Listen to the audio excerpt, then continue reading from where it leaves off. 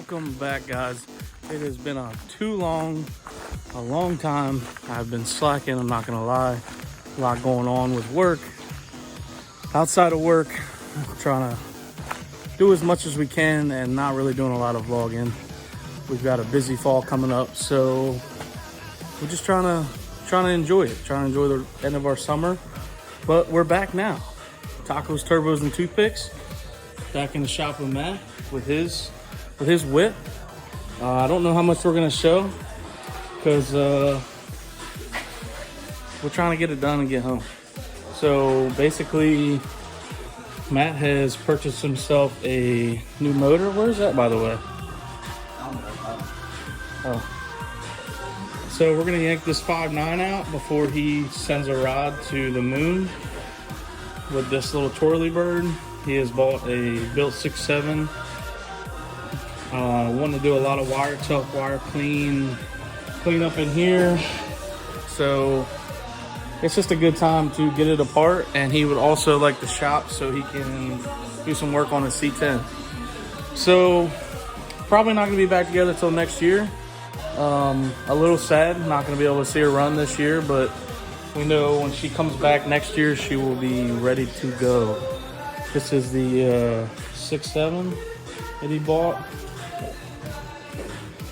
It's already got rods. Got his 14 mil S&S on there. This little doohickey so he doesn't have to run a fuel pump. I can't remember what it's called. Yeah, so these blocks hold up to some bigger power levels in the 5.9s.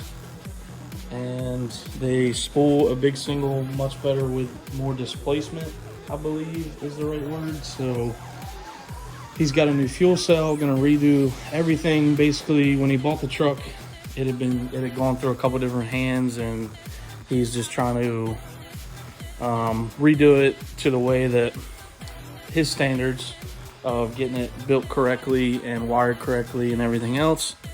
Got the 15s over here with the slicks that he grinded his calibers down. Showed you guys in the other video. You see all the shavings on the floor, but I have a pretty rowdy truck. He's taking it back to street truck status. Took the roll cage out. I'm giving him my old cloth seats so he can pop in here and get these uncomfortable racing seats out.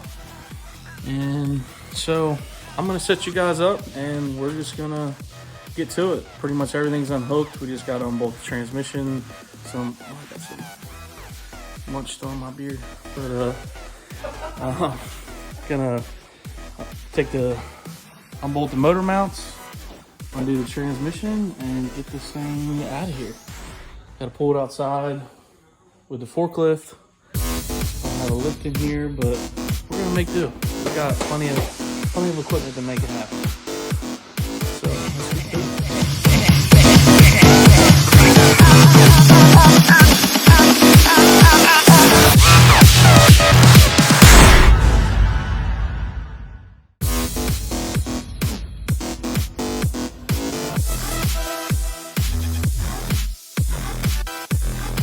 So quick check-in. Matt's under the truck loosening the bolts for the transmission. Luckily, with no inner fender, you have easy access to all the torque converter bolts through that hole right there. Not really going to go into detail. I'm sure there's plenty of other videos on how to take the transmission out or an engine. So just kind of filling you guys in as we go.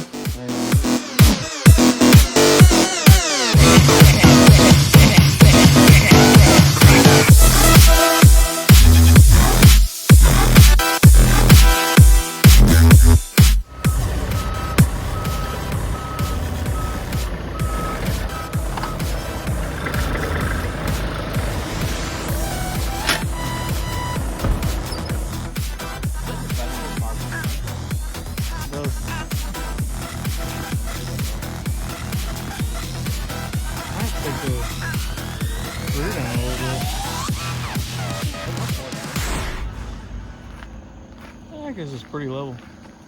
I think it's gonna sit on like yeah. Looks pretty tough. I don't want to mess with it anymore. It's already sitting on the box now. That's true.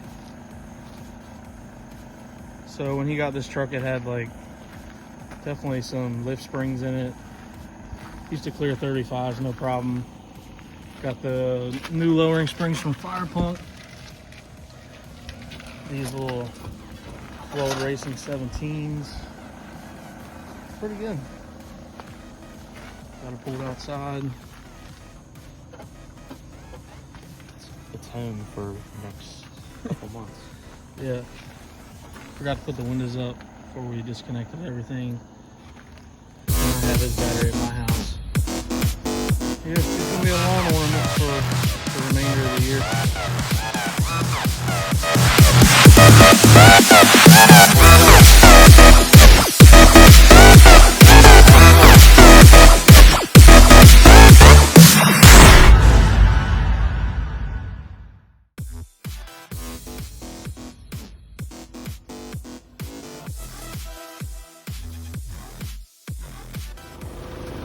Well, a little video check-in.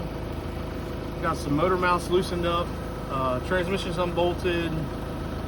Just trying to find some bolt holes to get the chain hooked up and get this thing yanked out of here. Don't need this 5.9 stuff anymore.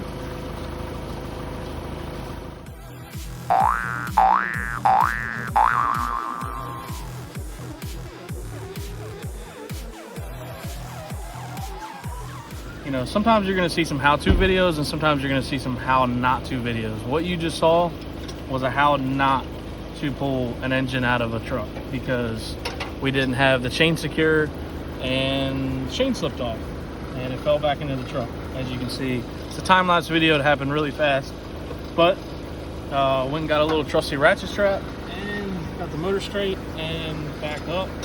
So we're just going to finish unhooking some stuff and get back at it. But like I said, disclaimer, probably shouldn't do it this way. Don't do it like this at home.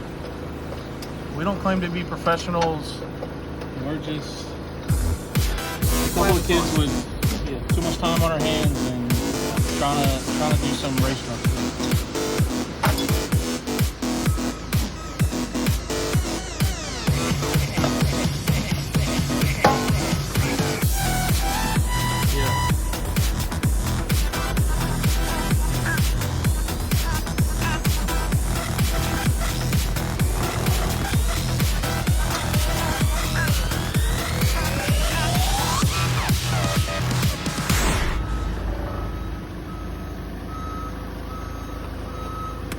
Alright, you're clear.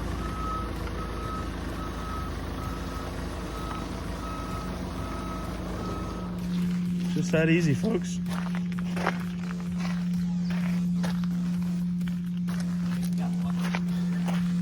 Got so lucky.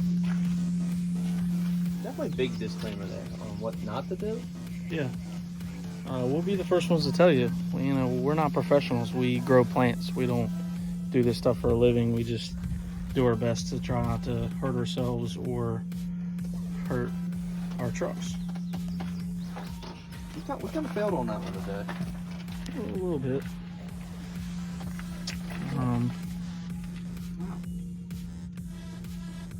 Heck of a day.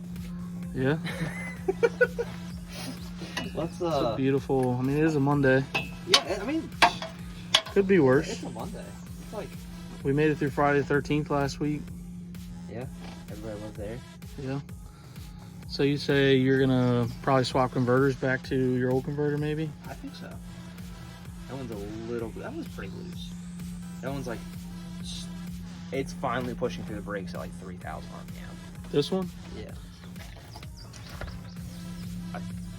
Kind of aggressive if you Yeah. didn't have to. Yeah. Yeah. I felt like I needed that at the time, but really I was just an idiot and didn't know how to properly set up a truck. Yeah. But this will also be a 6.7, which should spool a single 80 a lot easier. Yeah, definitely. So So the plan is to go back to an S480. Injectors are still undecided. I can go as big as I want within reason. yeah. I was thinking about just doing 300s and calling it a day. I mean, why stop there? Honestly, you can always tone it back a little bit. Yeah, turn it back a lot. It still needs a lot of work, but I'm about to have shoulder surgery, and then I'll be out for like 2.5 months, maybe probably longer. And then I have a kid on the way, so this is just a good time to just go ahead and get this thing out. Go ahead and just let it sit, and let it marinate. Yeah, let it. And then we'll finish the C10 in the meantime, or at least get that. Like I'll probably never finish that truck. That's the main truck, and then get that running and driving, and then we can come back to that. Yeah. So this is the goal, to get this thing out in 2022, but his baby is due first of the year. Yep. January. I'm also a January baby, so it's just a beautiful thing. But so we'll see. Well, for right now, this is going to be the end of the saga for the street truck / drag truck. But the C10 will be.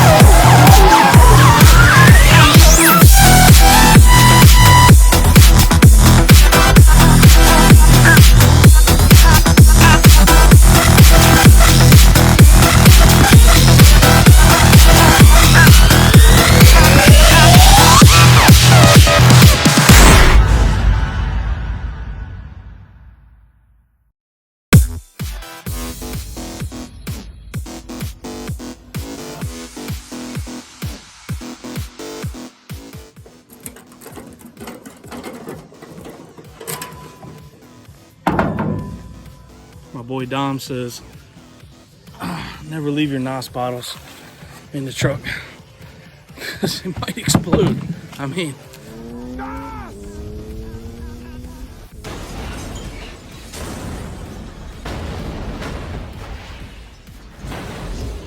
Brian's Eclipse, bro, I cried when that happened. So always remember, race truck, race car, always take your bottles out, bring them inside.